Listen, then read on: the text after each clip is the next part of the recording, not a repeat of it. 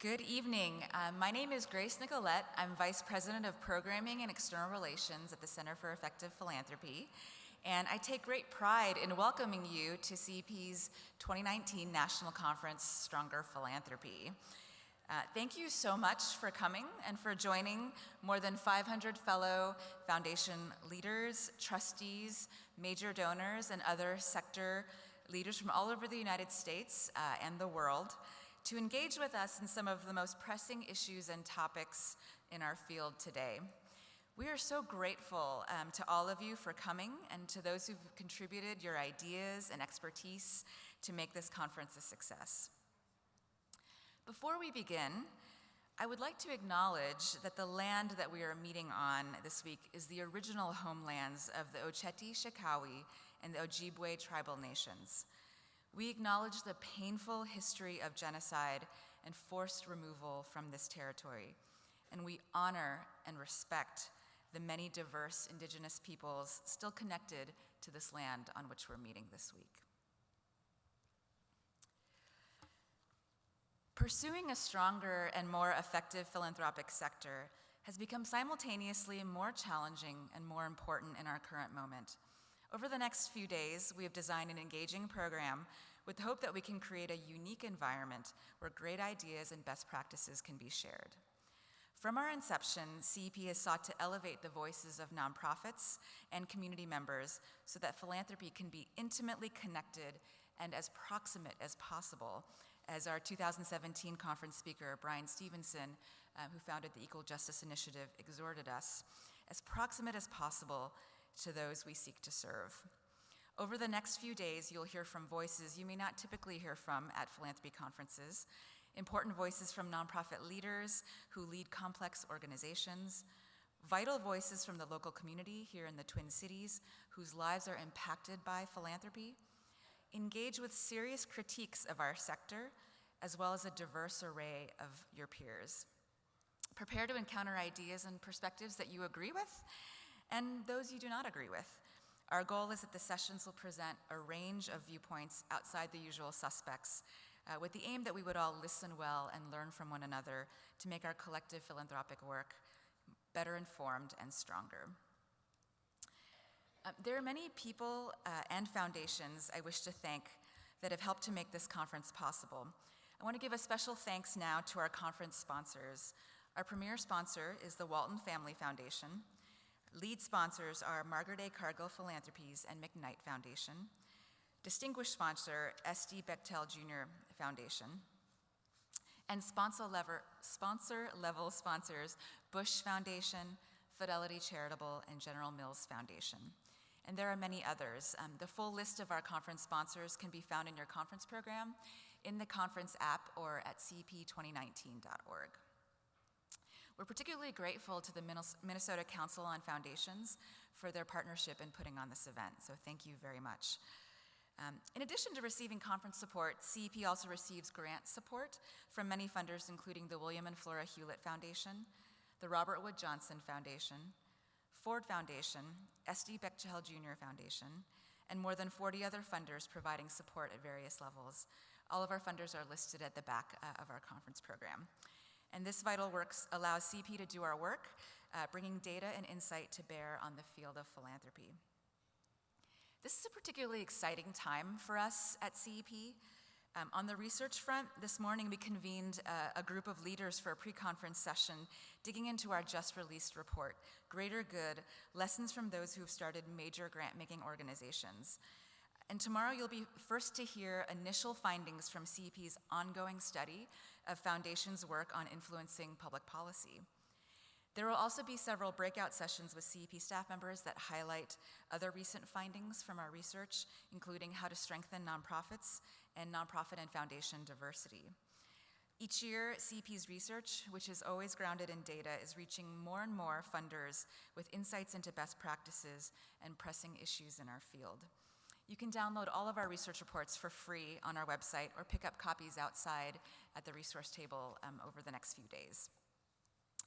With CEP's assessment tools for foundations, we've now worked with 348 foundations with our grantee perception report and 79 community foundations from the US, UK, and Canada with our donor perception report, which measures donor satisfaction and engagement. And now 59 foundations have used CEP's staff perception report to gather important feedback from foundation staff. We've also grown our customized advisory services to serve a broad range of individual funders, groups and collaboratives, and philanthropy-serving organizations to help them better understand and improve their effectiveness. Next, as we've responded to feedback from many of you and with encouragement from CEP's board, we've recently expanded our audience to include more international funders, as well as working with intermediaries to bring our research and insights to bear with individual givers. And finally, last but not least, our Youth Truth Student Survey initiative, which helps funders and school districts gather vital feedback from students and families, is really growing at an amazing clip. At this point, we've surveyed over 1.1 million students, over about 1 million school staff and family members in 39 states and 5 countries. I would like to now recognize CEP's board. If you're a current board member, would you please stand?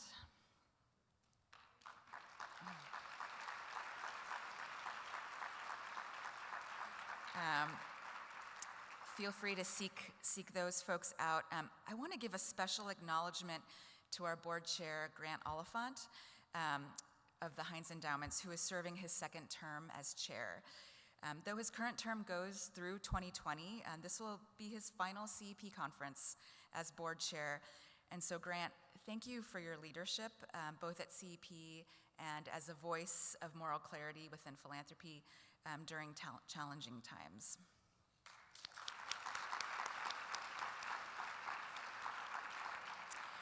And we're looking forward to hearing some remarks from Grant shortly. I'd also like to recognize CEP's advisory board. So if you serve as an advisory board member to CEP, would you please stand? Great. We're so grateful for your service, and please do seek them out as well. Before we dive into the rest of the agenda, let me just briefly cover a few housekeeping items. CEP staff members at this conference are wearing yellow lanyards, so feel free to seek us out if you need assistance with anything. The Wi-Fi information is on your name tags, and we welcome and encourage you to join the conversation that we'll be having throughout this conference on Twitter using the hashtag CEP2019, as well as on the conference app. And finally, let's take a moment to make sure all of our conference ringers are silent. Now, I'm really excited to introduce to you a local guest who we've invited to give you a special welcome. Molly Bloom is the host of Brains On, an award-winning science podcast for kids, which is based here in the Twin Cities.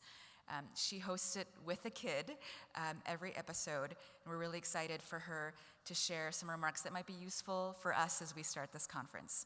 So welcome, Molly.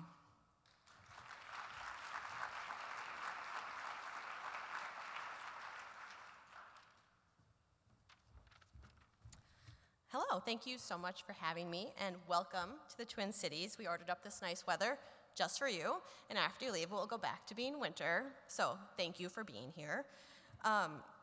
We are very excited to host all of you, and Minnesota has a very vibrant landscape for public radio, podcasting, and more broadly, the arts and journalism, and much of this is not possible without the vital support of philanthropy, and CEP asked me to share this welcome to give you a glimpse of what we're about at Brains On and encourage all of us as we start this conference. So as we just said, I'm the host of Brains On. It's a podcast produced by American Public Media based here in St. Paul, but with a global audience. Because it's a podcast, kids and families can listen to it on the go, in the car, in the plane, on the line at the grocery store. And if you're not quite sure how to listen to a podcast, come find me afterwards, and I'm very happy to show you. We answer real questions from kids, the profound ones that everyone wonders about, like, how is it possible for the universe to go on forever? Or why do my feet smell? And we answer these questions in fun and creative ways. We do radio plays, songs, and something we call skitsplanations. And every episode, as Grace said, is hosted by me and a different kid co-host. We've designed the show to be one that doesn't talk down to kids, it respects their curiosity, features a lot of kids' voices, and importantly, that parents will like too. We have a very engaged audience. They interact with us all the time. They send us questions, drawings, pictures of themselves doing experiments we've talked about in the show. And for a long time, we had anecdotal evidence that a lot of engagement was happening, but in 2017, we got a grant from the National Science Foundation, which allowed us to produce more episodes and also partner with the Science Museum of Minnesota to study the impact of Brains on the families that listen. And through this research, now we know that Brains On impacts kids and families in their daily lives. And the best part about working on Brains On is learning from the amazing kids who listen to the show. And there are a few lessons that we have learned from them that we think can benefit those who work in philanthropy, and we're going to share those with you today. Keep asking questions, don't be afraid not to be an expert, and care when you share. So that first one, keep asking questions. Kids ask a lot of questions, and adults who have tried to answer them will know that those answers are often met with even more questions. But by keeping asking questions, you go deeper and will get to a core that you might not even know was there. The answer you get the first time is not necessarily the best answer. So recently we got a question from a kid. Is it possible for an echo to go on forever? The quick answer is no, it's not. But the more interesting information comes at all the subsequent questions. So what was the longest echo? What about a room that has no echo at all? And that's where the really juicy, great learning comes from. So number 2, don't be afraid not to be an expert. Kids are free to admit to not understanding something, and it allows them to ask better questions and get better answers. We see this when our kid co-hosts interview scientists. And because they're not afraid to say what they don't know, they keep learning. And admitting you don't know everything and then allowing yourself to seek out answers from those who do is very freeing. So don't hold yourself back from getting the best information. And finally, care when you share. When we make Brains On, we put a lot of passion, joy, and care into the way we present information to kids. And in doing so, we make that knowledge cool and something kids absorb in amazing ways. And when you care about something and express it, others will respond in kind. And our research from the NSF does back that up. 95% of kids who listen to our show go on to talk about what they've learned with others. 70% go on to seek out more information about the topics they've heard on the show. So caring about your subject matter and not being afraid to show that has an amazing impact. We did an episode a little while back on what happens in your body when you have an allergic reaction. And several months after we published that episode, we heard from a parent of a kid with a severe peanut allergy. He was exposed to peanuts and had to go in an ambulance to the hospital. And his mom told us that instead of feeling panicked or crying, her son spent the entire ambulance ride telling the EMTs all about what was happening in his body during this allergic reaction. He basically recited our episode back to them, naming the specific cells that were involved. And so in that moment, the information that he learned from Brains On transformed his experience. He went from one where he could have felt scared and alone to one where he was actually excited and engaged. So sharing what you care about in a joyful way makes people want to learn from you and makes them want to pass that information along too. My colleagues and I are actually going to be at the reception, and we'd love to meet you. In the meantime, I encourage all of us to approach this conference with our brains on. So thank you.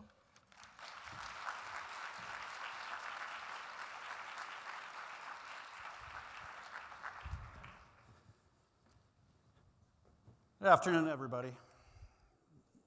My name is Grant Oliphant. I'm privileged to serve as chair of the board of the Center for Effective Philanthropy, and I want to start off by thanking the entire staff of CEP for the extraordinary job that they've done in putting this conference together. Could we have a round of applause for them, please? I also want to thank all of you for sparing the time to be here and making the investment of your time and money and resources to spend this time with us.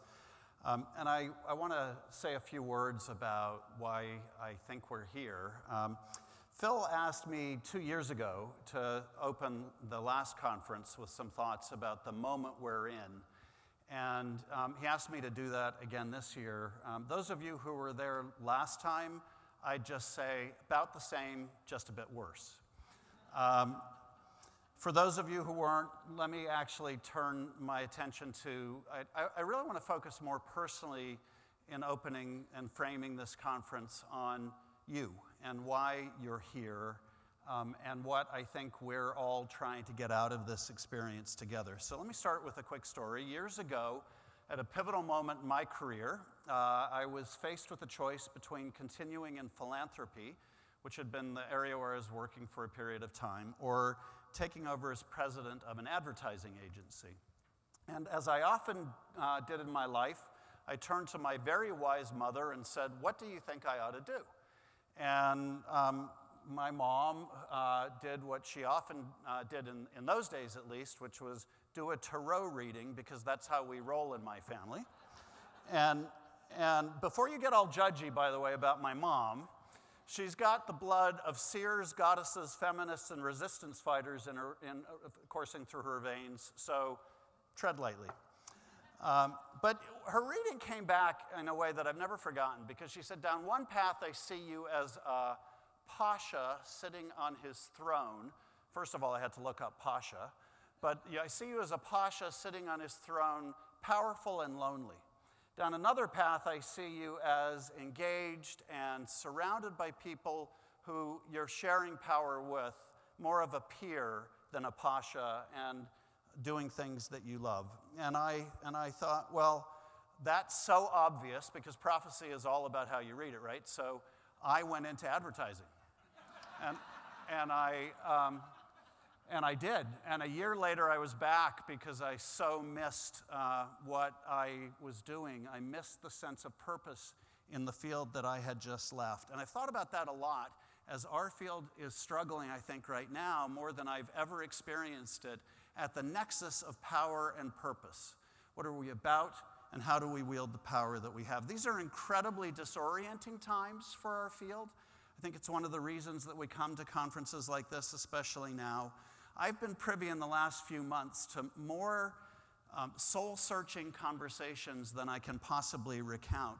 A colleague of mine who, in the wake of the jury decision involving the police officer who killed Antoine Rose II in my town, where he was acquitted of the crime, a colleague of mine, when I asked her how she was feeling about it, shrugged, and this is one of the most determined people I've ever met in philanthropy, shrugged and said, "I don't know why we even bother." I've spoken with a white CEO in our field who believes passionately in the cause of racial equity, totally devoted to it, but he said to me, "Grant, I don't know if I'm the right person to lead this work." I've spoken to a woman who was a mentor of mine for decades, somebody who was an inspiration to thousands of people, about how she was feeling lately, and she spoke of dejection and the dejection her friends are feeling as they see what's happening around the world today, and her question to me was, how do we turn this around? I've spoken with groups of foundation CEOs, most recently a group where much of the entire meeting where we were getting together to compare notes was about the question of how can we be as transformative as we feel the times demand.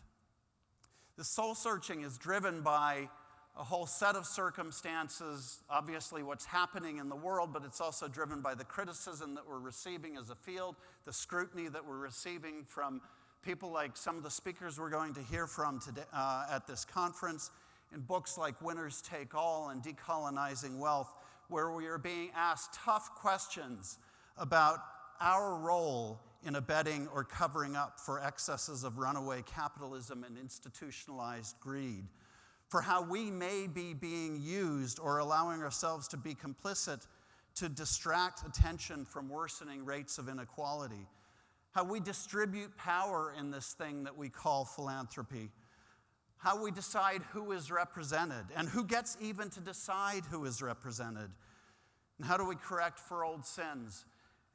And these questions are deeply disconcerting, and I say good. It is good that we are asking these tough questions and wrestling with them, and we should struggle with them, and we should also not be undone by them.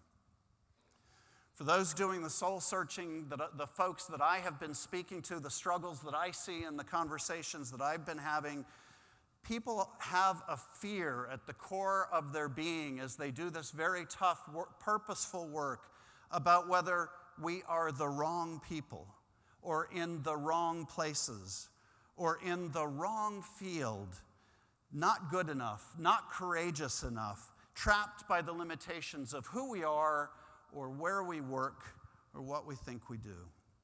A lot of folks are asking, how can I possibly measure up?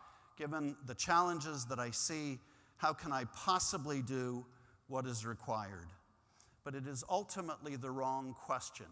And why I actually love that question, because usually what happens among people of purpose is that it becomes the gateway to the right question, which is not, how can I handle this? How can I measure up? It's how dare we not? In his poem Lost, the poet David Wagner writes, wherever you are is called here, and you must treat it as a powerful stranger. And you must treat it as a powerful stranger. So here we are in the presence of a powerful stranger that is this moment and us as we find ourselves now. And in some ways, there's actually nothing at all whatsoever unfamiliar about how we are reacting. Our field has always reminded me of how a friend and fellow traveler in the recovery community refers to himself, which is as a, quote, egomaniac with an inferiority complex.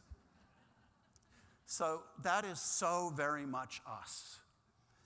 Trapped between our outsized expectations and our deep fear of inadequacy.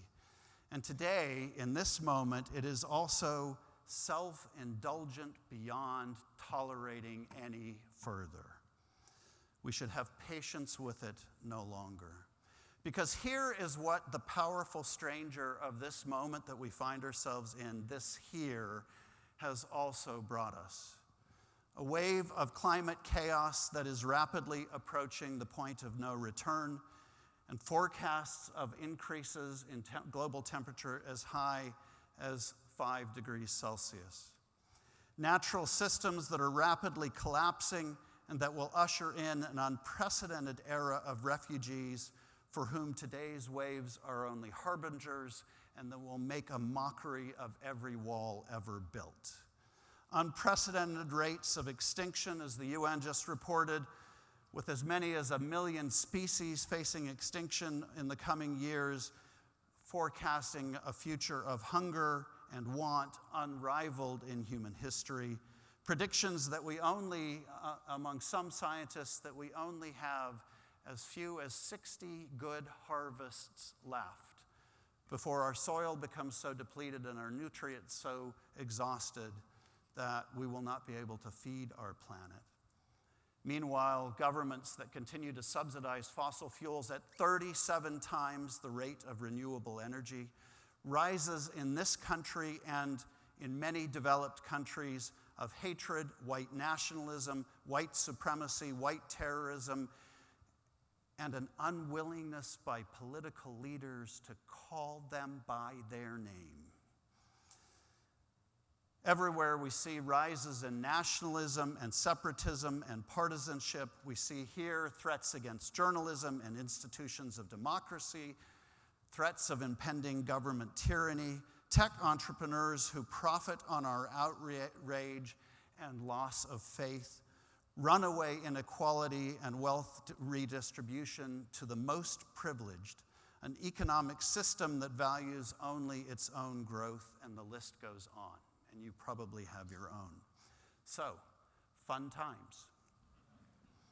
And the question, each of us in this room, depending on which of those we identify as the issues that we are in this work to address, has to wrestle with is, what can we do? Will we do our part to change that outcome? Because we don't get to debate unless we deny the facts, is that this is the moment and the here in which we find ourselves. What this powerful stranger that we are confronting is asking us is to rise to the moment, to demand more, even more, of ourselves, to use our voices on behalf of justice and the future. When I teach about leadership, there are three truths that I have come to believe are core to any successful leader, any good leader, let me put it that way. And I believe that they apply to our field in this moment as much as they do to any individual. And the first of those lessons, those truths, is that for the true leader, it is not about you. For us as a field, what that tells us is that we are not as powerful as we would like sometimes to believe. Roger McNamee, the author of the new book Zucked, at a conversation I was privy to a few weeks back, in response to a question about Mark Zuckerberg's philanthropy, said, "I just want to say this, you could start 1,000 Chan Zuckerberg's initiatives, and it would not do as much good as a simple change in Facebook's algorithm to stop maximizing outrage." So we are limited in the power that we bring to bear. We are, as any good leader knows, not the whole answer. We are also not the ones at risk, as a rule. And our job, the role of the good leader, is to listen and learn from the ones who are most at risk, the vulnerable and the oppressed. The fact that critics are asking us, even of this organization, to listen more and to do more to engage is fine, because we can always do more to listen and to engage. The second lesson, so if the first is that it is not about you, the second is it is all about you. And if that sounds like a paradox, good. We are, at the same time as we are not as powerful as we think we are more powerful than we sometimes think we are. This field is not just relevant, but desperately needed. Identify for me one other sector that could have stepped into the breach in this way and that I'm about to describe. In Pittsburgh, in the wake of the Tree of Life tragedy, the attack on the synagogue in my hometown, 3 blocks from my house, we experienced an episode of hate and white supremacist terror that could have undone and torn apart the fabric of our community. But what happened instead was that organizations like the Center for Loving Kindness at the Jewish Community Center, which had been funded by philanthropy a year earlier to work on racial equity and mutual understanding issues in the community, stepped into the breach to work with the community on dealing with healing. Organizations like One Hood Media brought a different perspective into the conversation in the community about what was important and who was hurting and how we could find common ground in a time of not necessarily clearly identified shared grief. There was a moment where I thought my community was going to be torn apart by differences over who got attention and who got to grieve and who mattered in the eyes of the powerful. And instead, what happened in my community was that the community came together and had its single most powerful conversation in a decade on what it looked like to share a moment such as this and to identify the pain of everyone. Philanthropy done right is so much more than the expression of capitalism. The sin of capitalism, for God's sake, is not philanthropy, but its obsession with growth to the detriment of all else. Philanthropy done right is the antithesis of that. People in this room, organizations represented in this room, are funding efforts to build movements, to share power more broadly, to restore community, to promote mutual equity, and we can do more. So it's not about you, and it's all about you. And the third lesson is to be you. It's all you've got. actually, when you're appearing in this room. I hear in so many groups that I go to these days from people, I found my tribe, I found my people, I found my village. We all love that feeling, and I feel it here when I come to CEP. And I love you for it, and I mean that genuinely. I am deeply grateful to find a community of people who care about the same things as deeply as I do. But it is also a dangerous thing. It has the ability to lure us into a uniformity of thought that springs from a too shallow notion of who we are as individuals showing up here. What I would encourage you in your work and in your conversations here over the next few days is to engage in fellowship, not followership.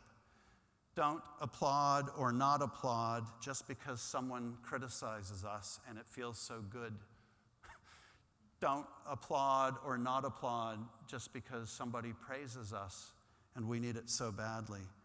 Ask the hard question of how does this apply to me and the work I'm doing and the work my organization is doing. Show up as who you are. It is who we need.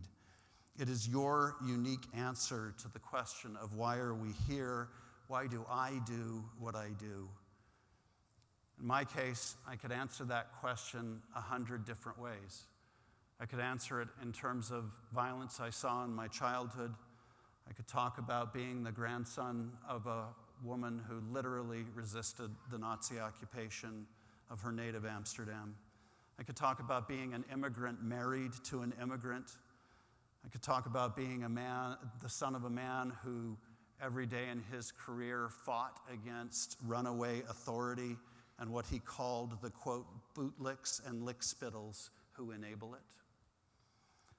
I could talk about the ways in which life has bitten me and the ways in which I have, not to my credit, bitten back. And we all have versions of that, some so much more compelling than mine, but that individual story is the story that needs to be at the table. When you're asking yourself to be yourself, you will find yourself finally asking, can you be with your discomfort? Can you own your privilege? And can you accept both your smallness and your power? There's an illusion, I think, in philanthropy that philanthropy is like this great big bowl filled with money and answers. And we all know versions of that. There's a passage from the Tao Te Ching, verse 11, that I love that speaks to this. And when I read this recently again, it struck me that this is philanthropy, at least philanthropy that is good philanthropy. It says, shape clay into a vessel. It is the space within that makes it useful. Cut doors and windows for a room. It is the holes which make it useful. Therefore, profit comes from what is there. Usefulness comes from what is not there. Philanthropy, at its best, is a container for compassion, for hope, for change. It is an empty space for people to fill with their answers and their hope and their wisdom. Our job is to create and hold a space for that. Prophecies are what we make of them. What I've learned in the years of reflecting on my mom's reading from all those years ago is that the pasha or the peer were not prophecies about paths, they were a choice. They were a choice that I could carry into my work regardless which path I took. One was a path of trying to be the decider, the all-powerful one, the one who had the answers. And the other was to accept that that isn't at all what leadership is about. And what I've learned in my years in philanthropy since, after returning because of the desperate thirst for purpose, is that we are just as capable of reaching towards that sort of future as we are to the one that we are so often described as being guilty of, which is the pasha or the power monger. So here's my hope for you at this conference, and my hope for you in your work, and my hope for us as a field at a time that has never needed us more, is that you will reach, each of you and in your organizations, deep into your empty bowl and find there the purpose and the power to transform not just the field, but a desperately hurting planet. Thank you.